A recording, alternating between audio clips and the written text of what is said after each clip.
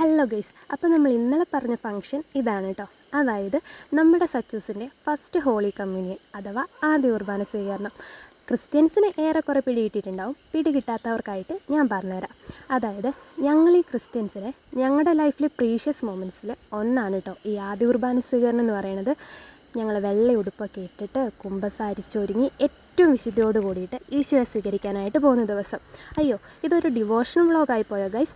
By the Y ഞാൻ പറയാം, നമ്മുടെ സച്ചൂസ് ഇന്ന് ആദ്യ കുർബാന സ്വീകരിച്ചു കേട്ടോ. അതിൻ്റെ സന്തോഷമാണ് ഈ കാണുന്നത്. ഞങ്ങളൊരു കേക്കൊക്കെ മുറിച്ച് അതങ്ങ് ആഘോഷിച്ചു. പക്ഷേ ഈ കേക്കിലൊന്നും ഞങ്ങളുടെ വിശപ്പ് തീരത്തില്ല കേട്ടോ.